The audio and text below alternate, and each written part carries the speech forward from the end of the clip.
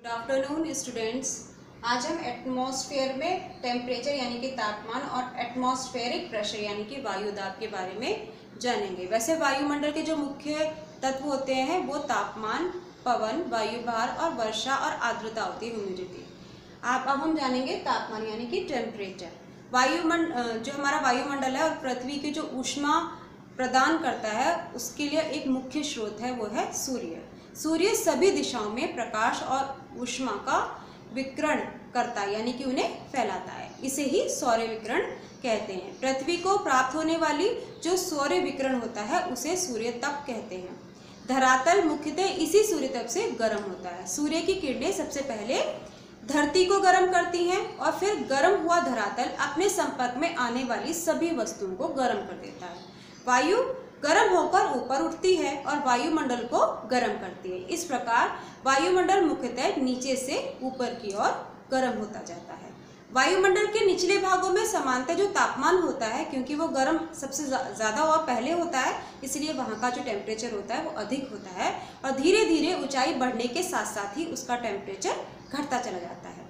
इसीलिए आपने देखा होगा कि हिमालय पर्वत की जब हम ऊंची चोटियों पर जाते हैं, देखते हैं तो वहाँ पर हमेशा बर्फ जमी रहती है, क्योंकि वहाँ का जो टेम्परेचर होता है वो शून्य हो जाता है। वायुमंडल में गर्माहट और ठंडेपन की जो मात्रा का मेजरमेंट करता है वो तापमान कहलाता है। तापमान नापने की मानक इकाई जो होती है वो अंश यानी कि सेल्सियस होती है और इसको जो नापने का इंस्ट्रूमेंट होता है उसे थर्मामीटर द्वारा नापा जा सकता है। अब हम नापेंगे इसमें एटमॉस्फेरिक प्रेशर यानी कि वायु दाब।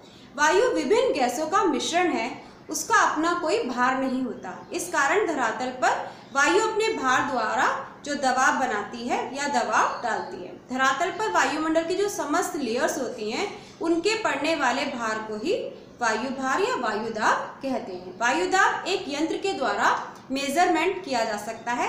इस यंत्र को बैरोमीटर कहते हैं और जो मापा जाता है जो उसकी इकाई होती है उसे मिलीबार कहते हैं।